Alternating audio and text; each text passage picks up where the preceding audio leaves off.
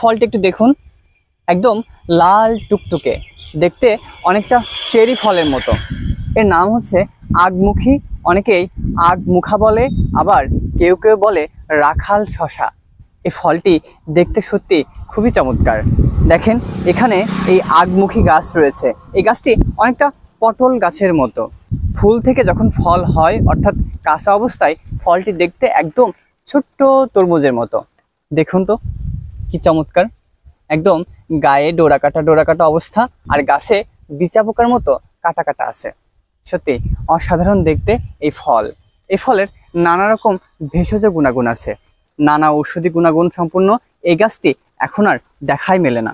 অনেকদিন পর এই আগমুখা গাছটি দেখে খুবই অভিভূত হলাম যে প্রকৃতিতে এখনো আগের সেই সমস্ত গাছগুলো রয়েছে, যে গাছগুলো এক সময় ডাক্তারের কাজ করত। অর্থাৎ কোনো একটা সময় যখন আমাদের দেশে ডাক্তার বা ঔষধের প্রচলন কম ছিল, ঠিক তখনই মানুষ নির্ভর ছিল গাছের উপরে।